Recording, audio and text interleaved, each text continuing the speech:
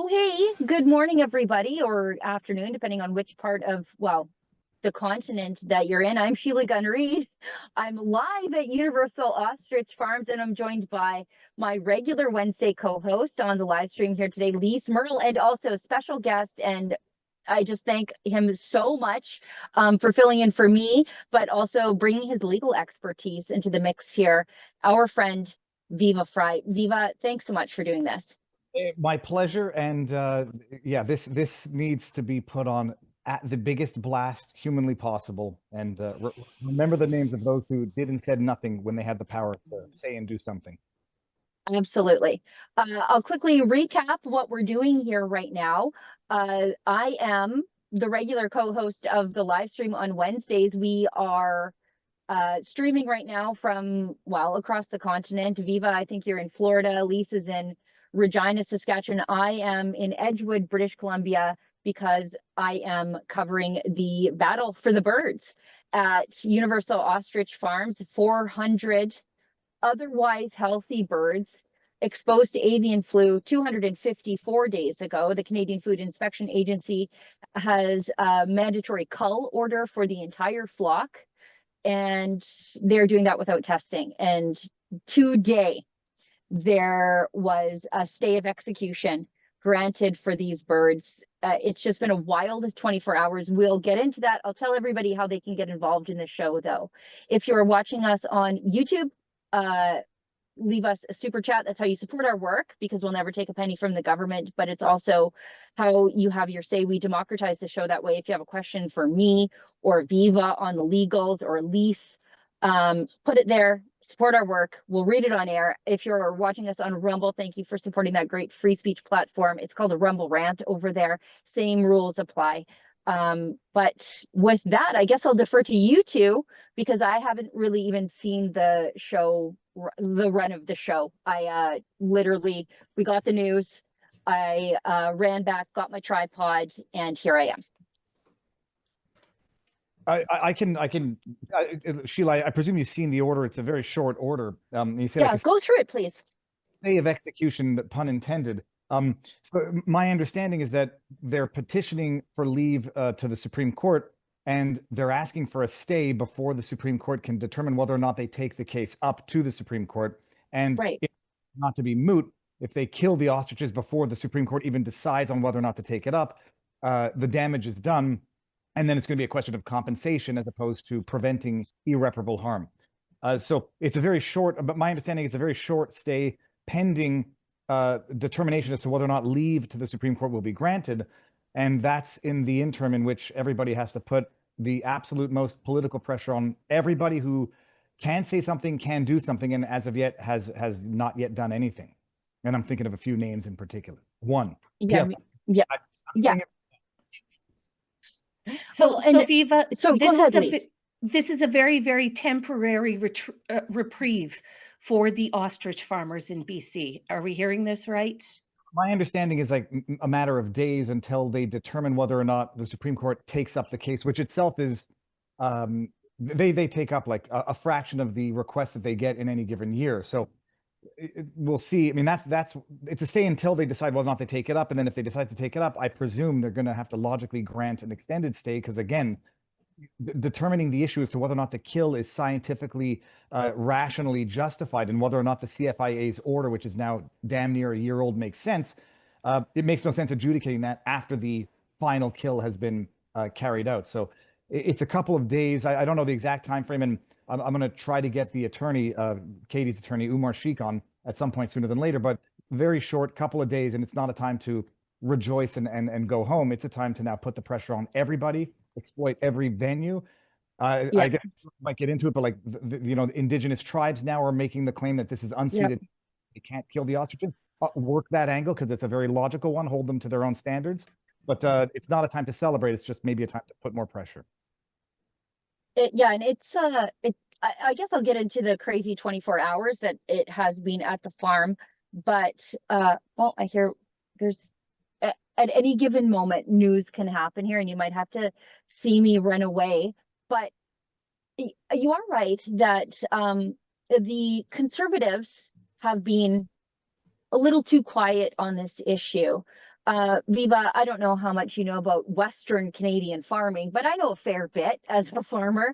And I'm old enough to remember when the Conservative Party of Canada under Stephen Harper and it was at the time the Progressive Conservative Party here in Alberta. It's now something much better as the United Conservatives. They stood with 4 Western Canadian farmers who were jailed in an act of civil disobedience for selling their wheat, something that as Western Canadian farmers, we couldn't do without an export license. It was an act of civil disobedience, selling a bushel of grain to 4-H club in Montana across the border. And again, if you lived in Quebec or Ontario, you could sell your wheat to whomever we wanted, but we had to sell it to a marketing board who knew better than us farmers. Those farmers went to jail. They were carried away in handcuffs, and the Conservatives were there. They were there the day those farmers were taken away. Stephen Harper pardoned those farmers. They stood with the group called Farmers for Justice, who brought down the entire wheat board. Where are those Conservatives now? I just want to know where they're at. We saw John Rustad, Conservative leader in British Columbia, finally say something this morning. But we were concerned that those ostriches would start being culled yesterday. So, I mean, I guess better late than never, but would be nice to hear somebody raise this in the House of Commons.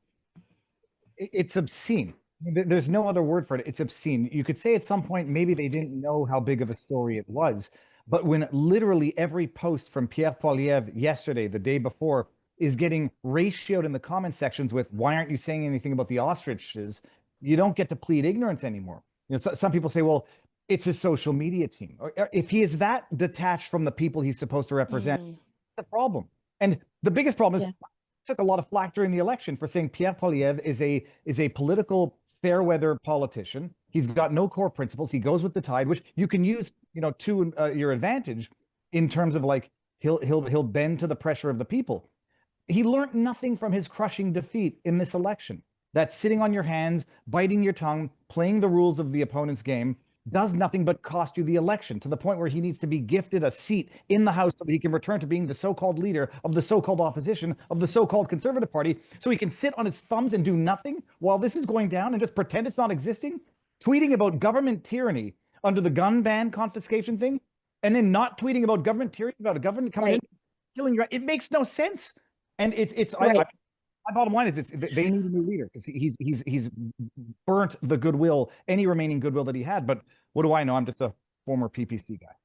Well, I think that what this situation is showing is the distinct break in the feedback loop on all levels of government. Okay, all levels of government are not hearing the people.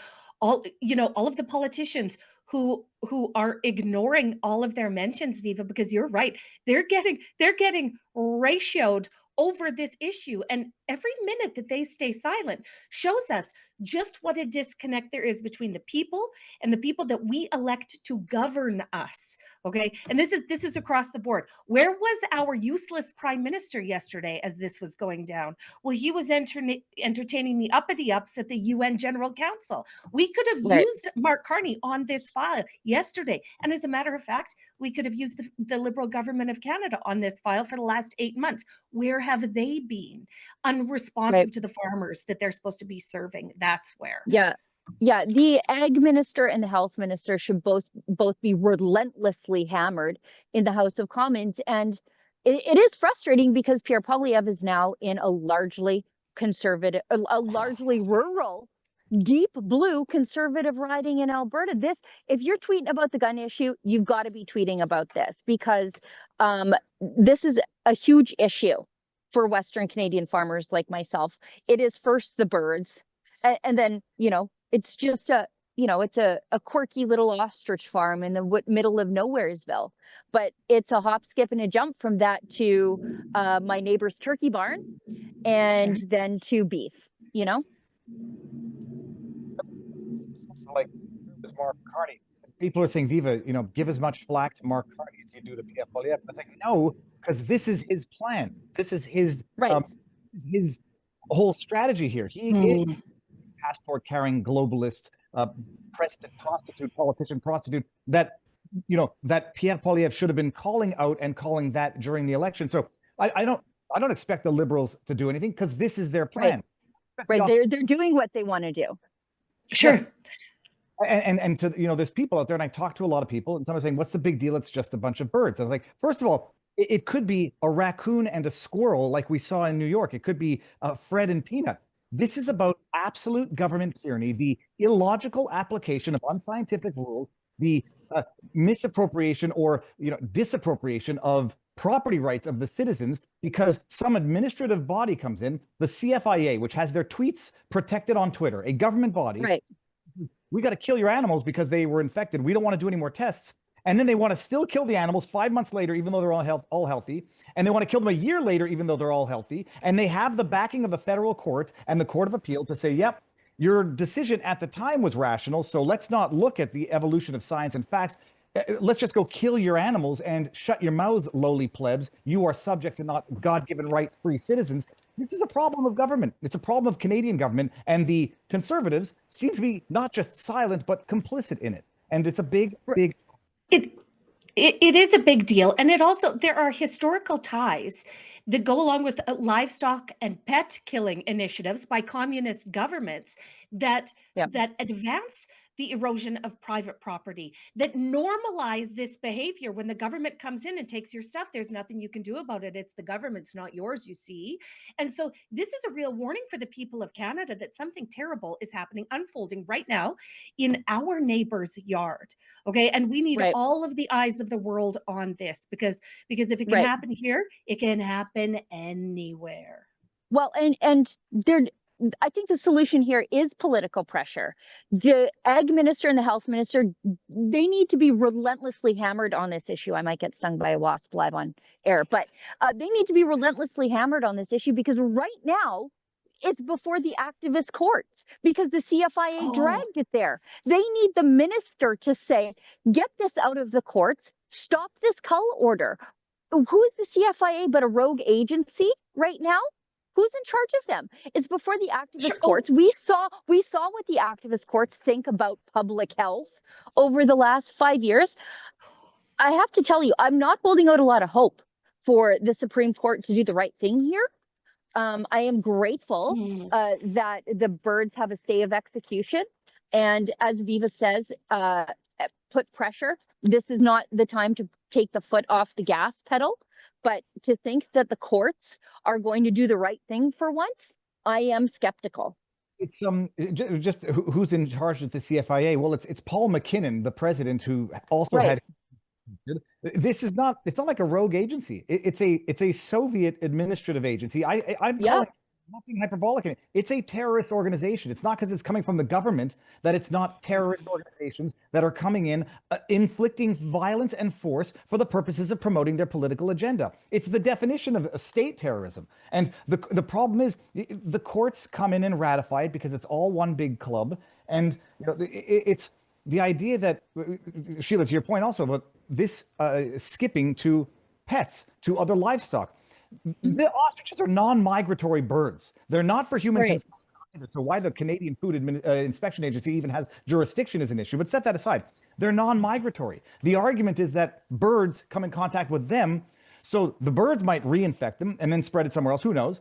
So we got to kill the animals that don't move anywhere. Well, that's going to be true of dogs. It's going to be true of cats. It's going to be true of goats, everything that's on a farm, and that they can come in and say, sorry, we kill it now. Even though they're healthy, even though they may have been infected but survived and might have stronger antibodies, we own your property because that's what communism is about. Yeah, and that is true. We saw Global News musing that the other day. Don't you know your cat might be asymptomatic of the avian flu because they go outside and they munch on some birds and then they bring it in your house, and then we go back to this whole asymptomatic spreader theory that we heard during COVID. And for me, that just means they're not sick and you're speculating because you don't know anything about what's going on here. Or you tested with a PCR test that has a cycle rate of 4, up like bits of back, whatever that are no longer even live. It is I don't think it drives me nuts when people say they're just birds, or other people say, well, they were doing experiments, they were doing scientific research on these birds in any event, so so ... So ... does not mean the government comes in. Nothing. Nothing.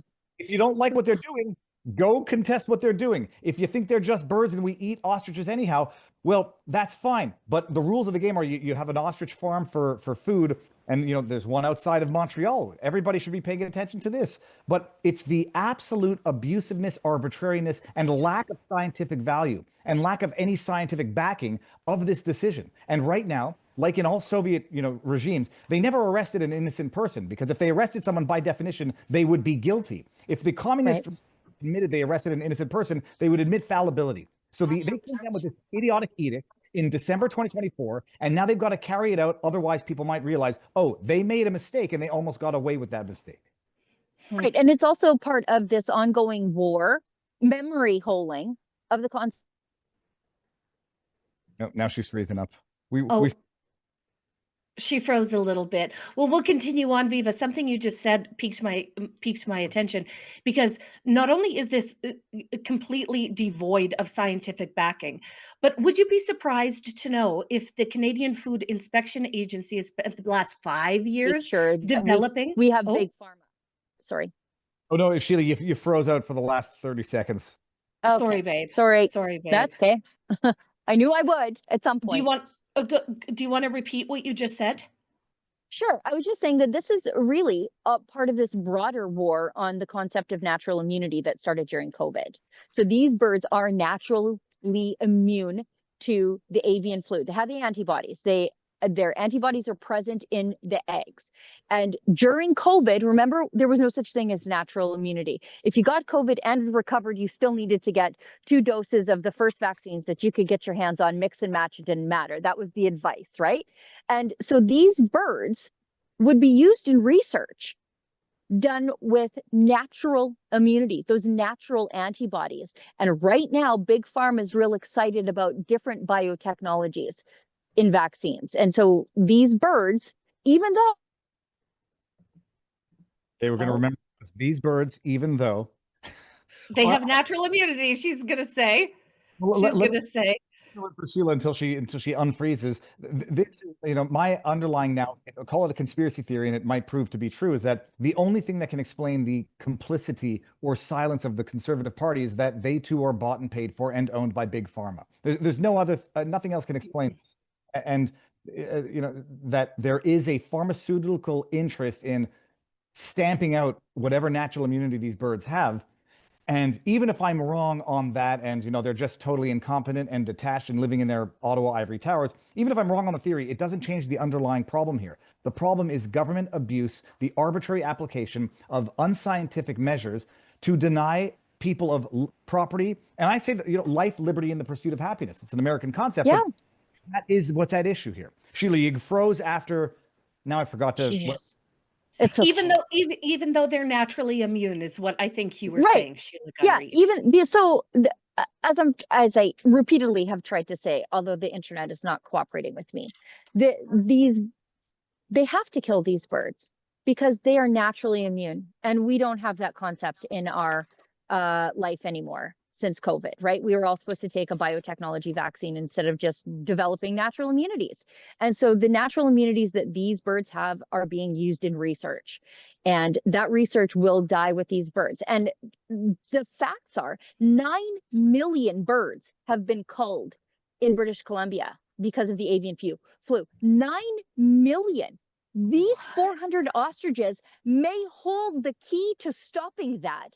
And so not only could they potentially save the lives of humans exposed to the avian flu, but also protect the entire poultry industry. And yet the CFIA is hell bent on killing them because they need to stamp out this idea of natural immunity. I was even just trying to steelman the argument for which the CFIA claims they need to be killed. They are not infected right now, as far as anybody. No. They refuse to do more tests, and they refuse to allow the farm to do tests to see if they even have live. I mean, I guess the argument that, as far as I can understand it, is that they might have live strains on them that they're not susceptible to, that they might spread to migratory birds. So that's why you need to kill them. But they literally, by court order, prevented the farm from doing any additional tests to see if any of the birds are even asymptomatically infected. And there's no innocent explanation for that. There's no innocent explanation for the refusal to do more tests to determine what they might have by way of live virus. And if they do, in fact, have antibodies, and they did, in fact, live through a more severe strain, which was the latest retesting of the 2 tests they did in December 2024, that they were allowed to adduce as new evidence into this case, while the farm was not allowed to put in new evidence. Even if they did suffer from the more lethal strain and they survived, that's even more of a reason not to kill them, to adhere to RFK Jr.'s request to keep these animals for scientific research. And an angle that I've been exploiting is like, to kill these birds, it's not just unscientific, it's not just abusive, it's not just inhumane. It's an overt act of disrespect to the Trump administration, which offered to sure it is. And and Trump should threaten to or impose tariffs if Canada goes through on this. And I know it's a punishment on the people. It's the only way somehow that maybe the Conservatives will wake up. More tariffs. That would be a fast way to get the attention of the government of Canada, the people of Canada, and the opposition all at the same time. Okay, if Trump starts talking about this, and he should, and he absolutely should, this would kick into real high gear real fast. Because not only has the Canadian Food Inspection Agency completely abandoned scientific research in all of this, but they've spent the last 5 years on developing and implementing an extensive DEI program within the Canada Food Inspection Agency. So they're not interested. They're not interested in being responsive to the farmers, to the ag producers, to the poultry producers. They're not interested in that at all. You want to know what they're interested in? Their diversity hiring quotas. You won't guess what diversity group the CFIA is interested in. People with disabilities. So they've spent 5 years, the last 5 years, not fine-tuning their policies, not becoming more accountable to the people that they serve, but instead spending millions of dollars figuring out how to make the CFIA the most accessible workplace for disabled people. Make it make sense. Well, what doesn't make sense is that these birds are so deadly that they need to be executed, that they need to drag this farm to court over and over again, that they need to arrest the owners of the birds. Psychologically torture them. Sheila, they're torturing these poor farmers. After we hit that break, I'll go through the chaos of the last 24 hours, and I'm just a bystander to it. But the cops, see the police tape here? I can walk through this police tape and go lean on the fence. The birds can peck me if I wanted them to. The cops over there, they're leaning on the fence, talking to each other. Does it seem like this thing is full of deadly pathogens? Nobody believes that. Not the CFIA, certainly not the cops, whom I really believe do not want to be here. They've taken a very hands-off approach. But nobody believes that these birds are dangerous. Not the CFIA, not the cops, not anybody, because this is not being treated like a biosecure facility. And I have been on poultry facilities and pork facilities that are actually biosecure. This ain't it. And not just that, the Soviet show trial that they have to go through once they make the decision to bring in the bales of hay, then they decide to put, that was when the wind changed directions. But I want to highlight this because I did tweet out yesterday that Trump should threaten tariffs. I want to highlight, I've been saying for a while that Canada, through its liberal government, has caused itself to be a national security threat to the United States of America. Chinese, with the drug, the fentanyl, everything. If they go ahead and cull these birds, that could provide a solution to the rest of the world and to the United States as well. under this new Trump administration. It's not just an act of disrespect, it's an act of aggression. And for them to say, Mr. President, you're looking at this, they thumbed their nose at your administration by saying, we don't need to give you these birds, even though you've asked for them. Your head of HHS has asked for them for scientific purposes. A big middle finger to you? That's not just an act of disrespect. It's an act that endangers the American population for whatever scientific value these birds might have, and you should treat it as such. And maybe that'll put the pressure on the Carney administration, which seems to be malleable to this type of economic pressure. And maybe it'll wake up the conservatives to the idea that, whoa, maybe now we can use this as a tact to go after the liberals. But no, Trump has to pay attention to this.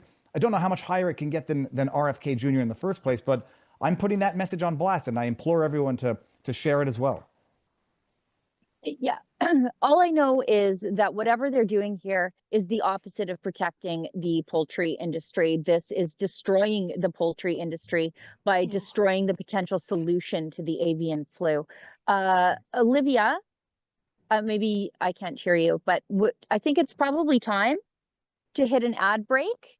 But before no, I'll do it when we get back. Let's hit an ad break, and then we've got a message from the wellness company and somebody who actually spoke out in favor of the ostriches I saw on his X account today. So let's hit an ad break and we'll come right back.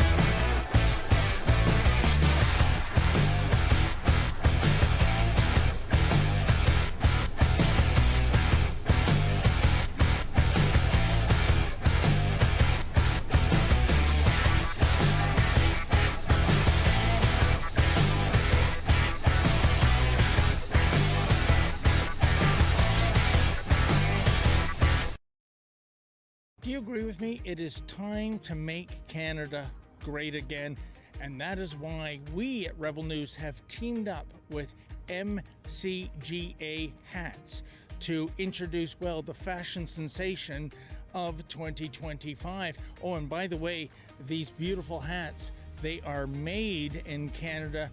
We don't rely on cheap imports coming over from China. So what are you waiting for, folks? Show your pride. This is the perfect thing for a patriot to wear, or maybe there's a patriot in your life that you would like to gift such a hat. Please go to mcgahats.ca. That's mcgahats.ca. Don't be shy about it. Wear this cap. Let everybody know you want to make Canada great again. There's a lot of work and preparation that has to go into getting them ready for the job market.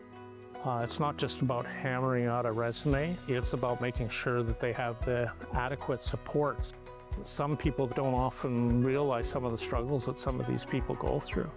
Not only are they connected to the work, but they're also connected to our whole mission and what we do as an organization.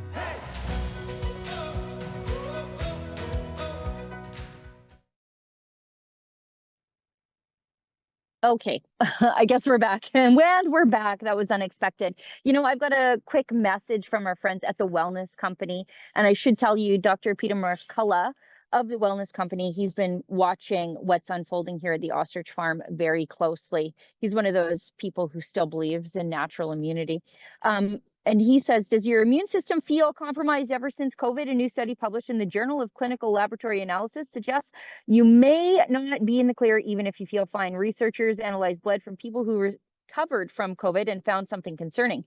Their platelets, which are essentially for healthy blood clotting, were not functioning properly even months after recovery. Other studies have found lingering spike proteins in the bloodstream and organs, causing immune system dysfunction and even mitochondrial damage, whether from the virus or mRNA shots. This is why Dr. Peter McCullough developed the Ultimate Spike Detox.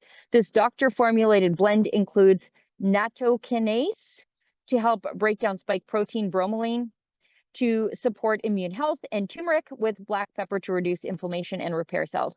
Take back control of your health today and head over to twc.health/rebel. Use code REBEL to get 10% off plus free shipping.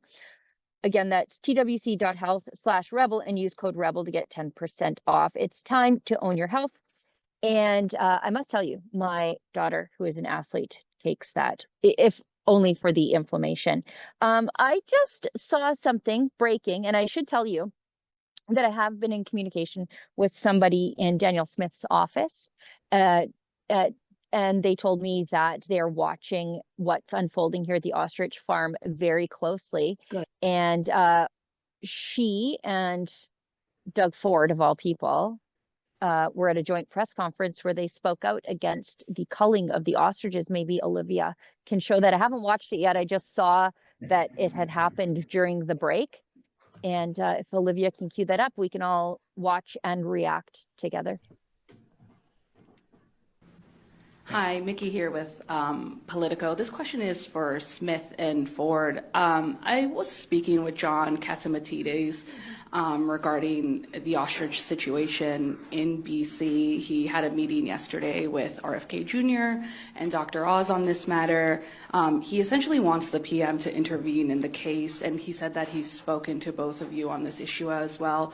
Will you be applying pressure to the PM on this? And do either of you have any issues or any concerns about the federal government's treatment of farmers, particularly in this case? Well, I have asked my agriculture minister to look into it to see if we had a similar situation in Alberta, what would we be able to do differently? And one of the things that I think is worth looking at is when avian flu went through that herd, it did kill 20% of them, but it didn't kill 80% of them. So maybe there is something to learn from whether there's an immunity or some kind of vaccine that could be developed as a result of having that flock survive. I think that maybe we have to think about different ways to do animal husbandry and animal safety, and why not try a different approach? So I'm open-minded to see if there's any persuasion on that. I gather that the U.S. government is interested in partnering with BC if they wanted to do that. I'd be supportive of that because you can see that this case has really taken on a lot of public sentiment behind it. And if we can find a better way than doing mass culls in any situation like this, I think it's probably worth it to try to find a better way to do it. I don't know if you've got a thought. Yeah, no, I've talked to John many times about these ostriches. I'm an animal lover, full disclosure, and I want to do everything I can to help him. I think he had a plan to bring him down to Florida as well, to a sanctuary down there. So anything John needs, I'm always there to support him. He's a good man. He cares for animals, and he puts his money where his mouth is, too, when it comes to making sure that he protects all animals. So, thank you. Kind of surprised Scott Moe didn't have anything to say there. Specifically, he wasn't asked. Like the question was poised to. Fair enough. Well, I kept an eye on him, and his responses, although not verbal, were still appropriate. So yes, it would be nice though to hear one of these people to be on side the farmers. You know what I mean? Like I know that the animals are important, but we need somebody speaking up for farmers in this moment. And where is our agriculture, our federal ag minister? Well, he's highfalutin in the Ottawa bubble right now. He's too busy. They're much too busy to deal with little matters like this that have been dragging on for the last 8 months. Yes. It's the so-called progressive conservative who has said something before the leader of the opposition of the Conservative Party at the federal level. It's pathetic. It's pathetic. Yeah. I don't think it's possible to come back from this. My joke is that politics is business. If anybody wanted to vie for the leadership of the Conservative Party, all they have to do now is grab a bullhorn, get out to Edgewood, and stand with the people and demand that they not go through with this call. That's all they have to do. Then I don't know how the mechanics work. They'll have a leadership race. That will be the actual leader of the actual opposition of a so-called Conservative Party. The ostriches are the litmus test for the Conservative Party, is what you're saying, Viva. Do you know what? That's a great point, because you know what was a litmus test for the Conservative Party leadership before? The truckers. Agreed. Right? Oh, Right? agreed, Sheila Gunn Reid, when you think about it. Sure it Sure, was. because we were suffering under Aaron O'Toole. What do you call him, Sheila Gunn Reid? A vanilla? No. A No, vegetable lasagna. Vegetable Yeah. lasagna of a conservative. And Pierre Poilievre showed up to support the truckers in person. And guess who became the leader of the Conservative Party? Pierre Poilievre. We need to see this same Pierre Poilievre emerge onside these farmers in Edgewood, BC in this moment, not whatever they're concentrating on in Ottawa or whatever they think is important today there. Well, but Sure. my strategy might not be the best to manipulate the behavior that we would want out of Pierre, but I sincerely think it's too late for Pierre. Like this is reputationally unsalvageable damage that he's done for no better reason. What I would love to imagine is that there are other politically savvy and politically ambitious people within the Conservative Party that were saying, I don't want to embarrass Pierre. I'll give him his window to do the right thing and say the right thing now that he hasn't done it. And now that everyone in the base is pissed, and I mean everyone, well, now, hey, I'm sorry, Pierre, you had your chance to be the hero and you balked. Now, maybe if Roman Baber comes up and says, this is what we need to do. I'm so happy you mentioned it, Viva, because all of the conservative bro friends, like our little cozy group of conservative bro friends, are all screaming at the top of their lungs at Pierre Poilievre to say something, to do something, to get involved in this moment. And this could be a moment where he could see some of that base just peel off to the side going, well, maybe he's not our guy after all. Like that's a real danger for him right now. I don't know if you guys know who Pleb the reporter is. Yeah. Yep. Inadvertently, or I would say just maybe accidentally, ratioed Pierre so hard yesterday on one of Pierre's posts where Pierre puts up I think it was about the gun confiscation ban, and Pleb replies, read the room. This is not what conservatives are concerned with on this particular day. He ratioed him by a factor of 2 to 1. And that's Pleb. That's the man who people were accusing of being on Pierre's payroll during the election. I'm not making that accusation. Yeah. He was a true believer during the election and was truly disappointed. We had fights during the election because he said, Viva, you're not helping. I'm like, first of all, if they follow my advice during the election, it would help, but they didn't, and they suffered the consequences. He got ratioed by Pleb, and it was humiliating. So I think it's too late. Well, and here's the thing. You're allowed to tweet out 2 things on a day, right? Like you can send out strong messaging on the gun grab. I care deeply about that.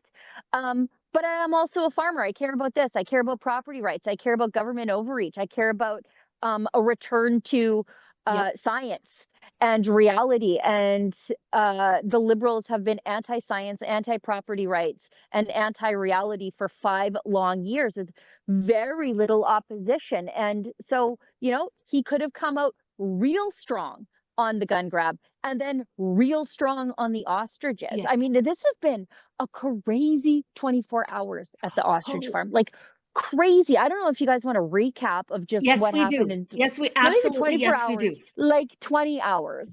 So Drea and I sleep in our clothes around here because we never know what's going to happen. Now, the warrant says that the cops in the CFIA aren't really allowed to do anything between 9 p.m. and 6 a.m. So we sort of wait the clock out, and then we go to sleep, and then we sort of get up at, well, I don't know about Drea, but I get up at 5. I'm a farmer. I get up early anyways. I get up at 5 and sort of do everything I need to do before it's go time, right? Because you never know what's going to happen. So yesterday on the farm, everybody was really hopeful for a stay, and then that didn't come.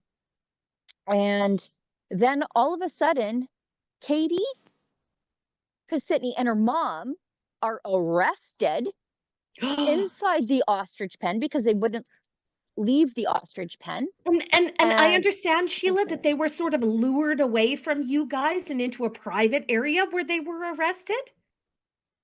So as it sits right now, I'm literally, there's the fence, like the police tape, the ostriches are right there, and right there is the camp. And so nobody is allowed with the ostriches. Apparently the CFIA and the RCMP have care and control of the ostriches right now.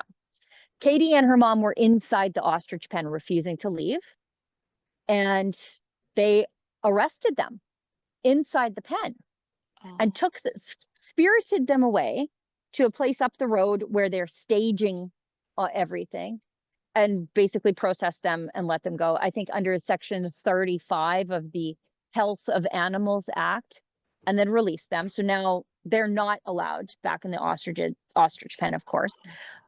We didn't know when they would be back, what was happening. We just knew they had been arrested. Then somebody donates a helicopter ride to us. And so, Like which Chopper was 5 great. situation. Sheila Gunn, Reid, and Drea Humphrey at Chopper 5, live reporting from the ostrich Waco of Canada. Before you get it, Yes. Sorry, go ahead. what were the charges? Was it obstruction, as far as I understood? Section 35(1) of the Health of Animals Act. So I think that is breaking the quarantine that's there. Get arrested. Sorry, go ahead. They're in contact Yeah. with the, and when they get arrested, they don't put them in hazmat suits. Nobody's wearing face masks. They come in contact with them, despite the lethal strain of H5N1 that these birds are alleged to have had 9 months ago. And so they just deal with them like regular people, without any risk of any sort of infection. Right. Yes. Yeah. So there's that. And then we got a helicopter ride donated to us. We had to find a place to park the helicopter because we can't go near the ostriches with it. It freaks them out. The police drones freak them out. So we were able to get a donated spot to land the helicopter. And we used the helicopter to track down the hay bales that were coming in. And we were able to watch the hay bales being deployed to obscure the view from the highway for what would be the cull down the, we thought the cull might happen yesterday afternoon, but definitely today if the state didn't come. And so we were able to watch that happen. And, you could see there's fencing up the road. That's where Drea is right now, where they were going to use hay bales on one side and then fencing on the other to sort of make a kill pen. So they would sort of bring them in and then kill them in there, away from the road, but also away from the other ostriches. So they don't have anywhere to go. And as someone who hunts, we all know, like, penned hunting is highly, highly unethical. It's highly inhumane. But that's what they were going to do to these ostriches. So we make it through the night, but not entirely, because 4 a.m., police cars, fire trucks, a fire breaks out in the hay bales. And so the hay bales at the CFIA trucked in yesterday to set up this kill pen and to obscure the view from the highway. Those were on fire this morning. Started about 4, 5-ish by the time we got to it. And so we don't really know the state of the bales. It seems like the fire started on the inside, but that is a big, embarrassing black mark on the RCMP because they're supposed to have control of this property here. Like, there are cops everywhere. Ooh. So as you know, I know a little bit about hay as my local hay oligarch in my community. And so hay can start on fire if it is baled up wet and it becomes combustible. That usually doesn't happen in the cold, damp dead of night like this. So something happened. I don't know if it's arson. I don't know if something happened. I don't know what the theories are, but it is my experience as someone who knows a little bit about hay moisture that those decomp fires don't generally start in the middle of a night when it's like 7 degrees and super damp. So that's, and then. But am I going yesterday video of a guy carrying a canister of gas being shrieked at by a woman on a property, or the day before? Did you not see that? I didn't see that, but there are generators everywhere. So there are reasonable excuses for why someone might be wandering around with a jerry can. But not by the cull pen, Sheila Gunn Reid. Certainly not by the cull pen. Right, and you can't get there. So I don't know where the police asleep at the switch. There has been some friction with the neighbors here. As you know, there were birds that were shot here that have never been explained. Now these bales start on fire where the ostriches were to be penned. Is that a supporter? Is it something that happened naturally? Is it the neighbors? There are hate groups dedicated to hating on this farm too. So it's just been a crazy day, and then all of a sudden we get a stay. So it's just been an emotional roller coaster for everybody here. But what a failure of the public institutions that are supposed to be keeping a safe bubble around this place. Like just yesterday on the live stream, we talked about the incendiary nature of hay bales. And like these are obviously two groups, both law enforcement and the Canadian Food Inspection Agency, that have absolutely no idea what they're doing. Because anybody that knows anything knows that hay bales can start on fire. They are very flammable. Like that. And this was a risk, and they I mean, they increased the risk with their silly plan here. I mean, what are these? What, it is a failure on every single level imaginable that there was a fire last night. And you know what? The worst parts of me are saying, you know, the conspiracy theorist thoughts of me are saying, well, you know, this could just be a diversion. You know what I mean? Because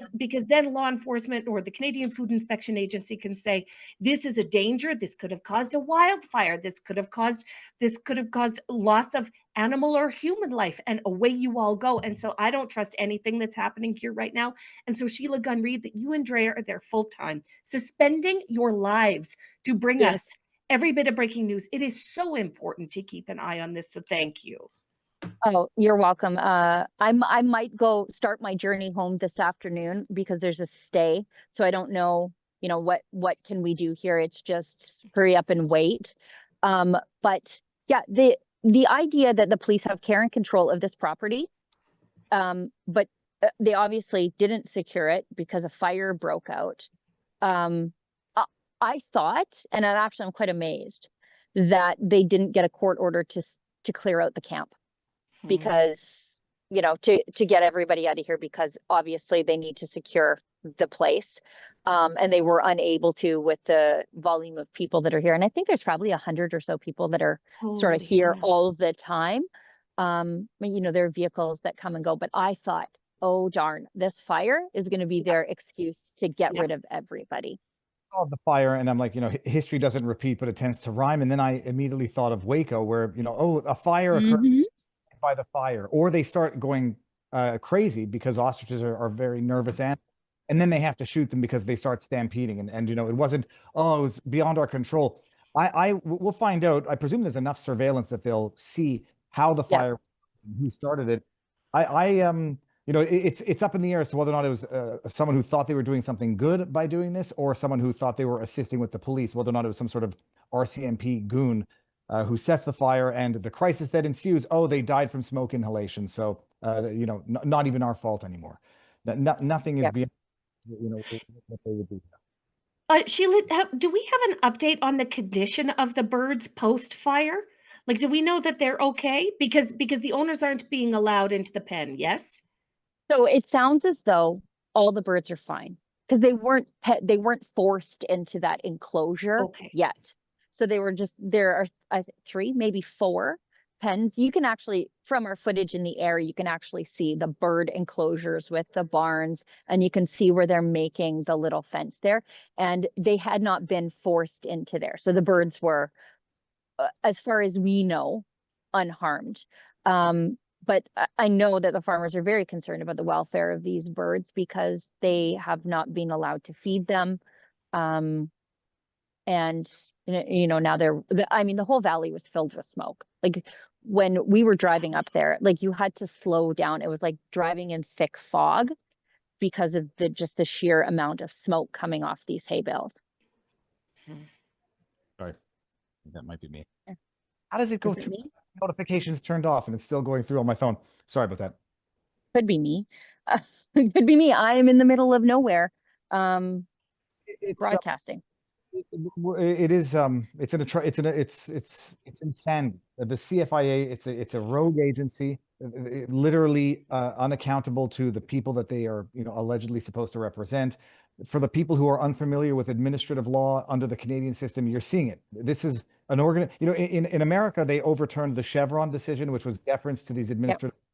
In Canada, it's the exact opposite. You have these administrative bodies, which are supposed to be specialty courts, that basically, you know, create their own rules, interpret their own rules, apply them, and then carry out the executions. And the federal courts come in and say, well, we got to defer to the authority of the CFIA. The organization should be disbanded, defunded, and if we had a real opposition in Canada, they would be clamoring for that right now and asking why the Canadian Food Inspection Agency even has jurisdiction over an ostrich farm not been used for food for at least 5 years, from what I understand.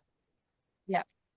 I think we should get to some of these chats, and then I think we're pretty close to the top of the hour.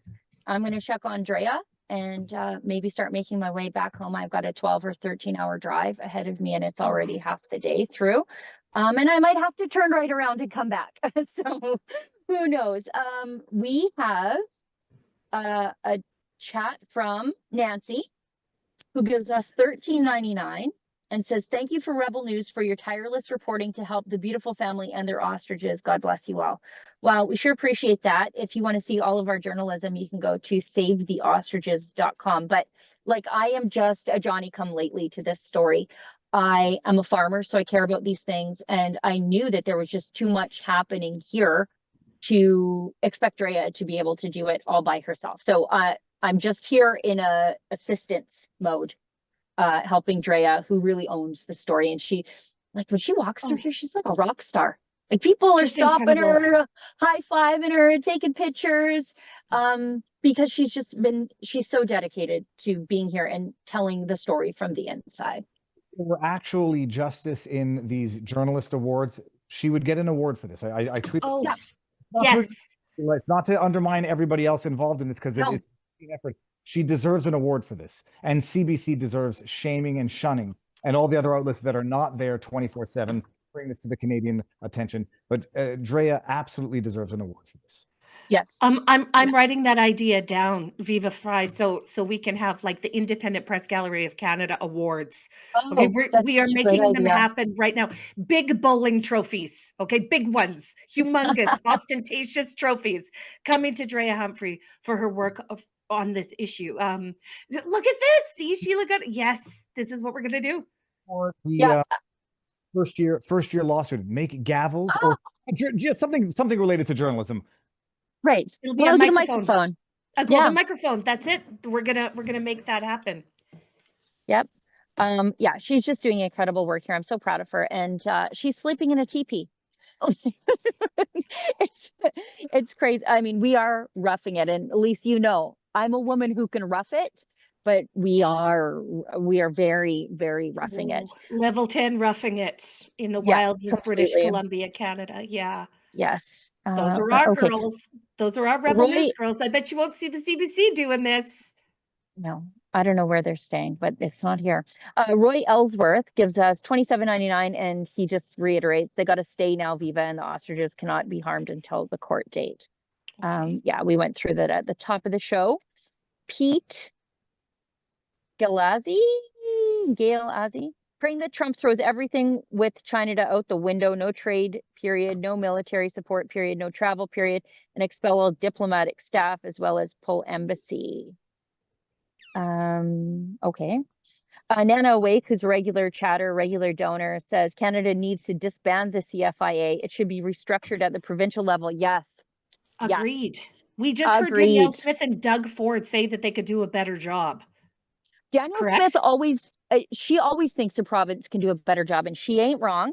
She says, and consists of minimum 30% farmers, 30% agrologists or agronomists, 30% animal husbandry science, and at most 10% bureaucry. Oh, I agree with you. 0% DEI in there. 0%. Yes, and that's the way it should be done. C700 Angus gives us $5. Where are all the farm organizations who are supposed to represent and support farmers in dealing with governments? Great question. They don't really exist. Nana Wakes gives us $10 and says Katie and Karen were told they could feed the animals one last time. Then they were arrested for disobeying the order. It's all suspect. Cannot trust people. I appreciate people saying the RCMP look like they don't want to be there. They are there to facilitate the CFIA's mission. Yes. So as much as they might be reluctant or just following orders, they're complicit, they're actual participants, and you can't trust the police in the best of times, let alone in the worst of times. So, and I say that as someone who generally, as a rule, backs the blue.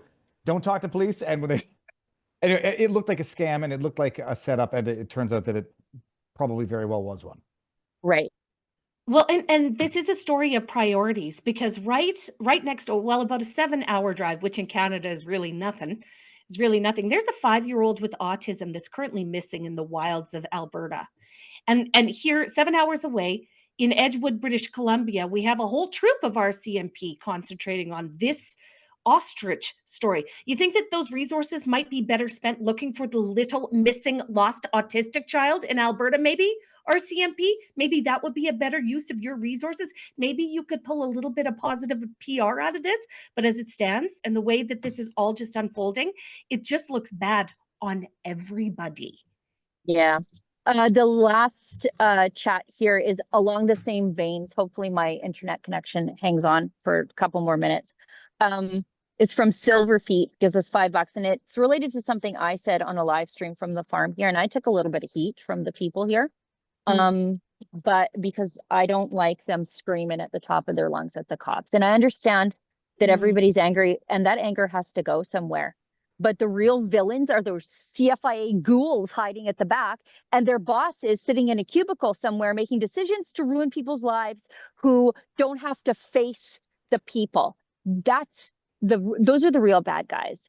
And I have a unique perspective on this because I was at the Whistle Stop Cafe for months, really, until the RCMP locked up the diner and the gas station and the campground. And basically it was a collective punishment on the entire town. But that was at an order issued by Jason Kenney's Alberta Health Services.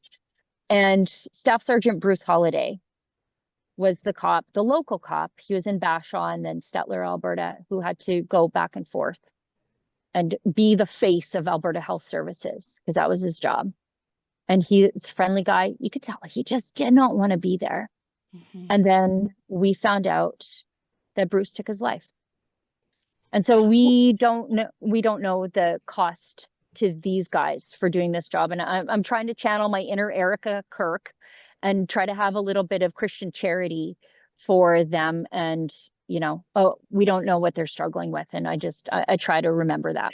Well, that's another part of this, though, is part of this lands on the shoulders of RCMP brass, who are letting their guys, putting their guys in danger, especially since over 60% of RCMP members have a diagnosable mental health issue, because of the kind of work that they do. So you're putting these guys in an inherently risky situation that would further perhaps harm them by making them the villains in their own communities, by making them be the bad guys. Like, this is a failure of the RCMP too. It is. Sheila, I appreciate it, and especially you don't want to be unforgiving with the people who might be in the most immediate position to make the change. Yeah. The destruction is not just outwardly directed, it is inwardly directed as well. I didn't hear that, and that's tragic, and there's no but. This is where just saying no, I appreciate they're just following. When the armed branch of the government is just following orders to enforce the minutes of the body, they don't get to wash their hands of it and say, well, we're just doing. No, if none of the RCMP are there, the CFIA is not emboldened to go in and try to murder. So they can just stand. I appreciate it. It's a job. It's an income. There's also a value to the dignity of one's soul. And to just say, I agree with you. I'll share another quick story in the same vein. When I was at Grace Life Church, I think I was there for like 8 Sundays. And I'm not Protestant, but I was there because they were holding services, and they were doing it in complete disregard for the government's lockdown on churches. And there was one cop who kept coming and coming, like he had to go and just document that they were holding services. And he would, not from the congregants, don't get me wrong, the congregants were always very understanding and exhibited the most defining example of Christian. Oh, it's freezing at the most important part. Sheila Gunn Reid, where did you go? Defining part of Protestantism. She doesn't know that we can't hear her right now. We'll have to get her back. Let me read one more chat that's come in. It's by Sorry. Silver. Oh, there you are, Sheila Gunn Reid. I was just going to Sorry. read. That's Okay, the pick up Silver your Feet story one. you left off. Okay, I don't know where I left off, but I was at Grace Life Church over and Yes. over and over again. And okay, so there was a cop. It was the same cop every Sunday. And he would come and he would just document, yes, they're having services, blah, blah, blah. And the protesters would give him a hard time, not the congregants, so they're just the protesters. And I kind of pulled him aside and I said, like, why are you doing this? And he said, Sheila, you don't want the guys at the detachment who want to come here to be the ones here. And so it sort of kind of humanized it because, you know, in every police force, there's some aggressive head crackers. And the guys who are reluctant to be here, actually, those are the guys I want here. That's an interesting take. It's an interesting take. Yeah. And in fairness, the guys that are in uniform having to be there have been very, very accommodating, shall we say? They've been cool. They've been cool. You know, that they honestly, when I pulled in here, I thought, okay, well, they're going to want my ID. They're going to write down my license plate. They're going to shine their light in my car to make sure I'm not bringing in anything stupid. Never did that. They're just like, oh, yeah, you're going to the camp, head on in. Like nothing. Like they're not stopping anybody. I know there are some reports that they are stopping people, but they're just waving people in and out all day long. So I think that's it. Last word goes to Viva before we wrap it up. Again, Viva. Oh, wait, we've got more. C. Angus 5. Sheila, we pay into them, but they want government table scraps. Yeah. Black Cats Matter, $6.99. And Silver Feet. Oh, he corrects me. He says, Sheila, it wasn't you. I was paraphrasing a blonde old lady who is sweetly talking to the police, explaining to them that they don't have to do that job because I'm currently in that cop's position. Exactly. Oh, okay. All right. I think that's the end of the chats. Thanks to everybody who pitched in on these chats. That's how we keep the lights on here at Rebel News. We don't take a penny from the government. I want to thank Viva so much for joining us for the whole hour as a co-host. That was fun. We should do it more often. And Viva, I know that you've got a lot of fans here at the Ostrich Farm. They really appreciate you getting the message out here about the horrors that loom over this farm to a broader audience and really breaking down the legal stuff, because there are a lot of machinations in the legal system that lay people just don't understand, and why would they want to? You've done a really great job of helping us navigate that, so we just appreciate you so much. Thank you very much. And I do have the luxury, the liberty, which also leads to the obligation of telling these politicians to go F themselves when they absolutely deserve it. And I appreciate people living in Canada might not feel comfortable doing it. I've lost that part of my inhibition, but no, this story, you get personally invested in stories, and this one is outrageous. And I've gotten to know Katie over the month. I mean, I don't know how long it's been now, 6 months. It's an indicative outrage of the absolute state of, and it's infuriating that more citizens are not up in arms, not physical arms, are not outraged as to what's going on. Yeah, I agree. I mean, this is not about ostriches. Like, you don't have to like ostriches. You don't have to care about ostriches to really care about just the absolute government overreach in all directions happening here. But it's a happy day, and I got to tell you, they never once lost hope here. Despair never set in once here. Everybody just was praying for their miracle, and they got it today. I'm happy to have more witness to it. Lise, buddy, thank you so much. Thanks for holding down the fort the last 2 days while I've been horrendously busy with Drea. Appreciate you. Oh, well, it's my pleasure. Love you guys. Thanks for being here. Everybody at the team at Rebel News and around the world at Rebel News, I should tell you guys, our Australian team is babysitting the Ostrich live stream in the middle of the night while the Canadian crew is trying to get some sleep. Special shout out to Drea and Efron and all of our web editors, everybody who works behind the scenes. We're just the ones on the ground, but there's a lot of moving pieces to get the news out to you. We couldn't do any of this work without you. If you care about the ostriches and you want to send a message to your politicians or support Drea's incredible journalism, go to savetheostriches.com. I think that's it. Thanks to everybody who pitches in. Share the show, please. Share it with your friends. Engage with the content. That's how we get around the censorship of the algorithm. No, while Sheila's free, Oh, share the part about Trump. Get Trump to tweet about this. Get Trump to truth about this, and that would be the game changer. And hopefully, get Rogan to talk about it. Get Elon Musk to talk about it. But that section with Trump, it's a challenge. Make sure Trump understands this is an affront to his presidency and his administration's request. Justify it as it was for these birds. agreed. It would be great to have the Americans on board, and we're luring them in. Viva, especially with you. Thanks so much for being here.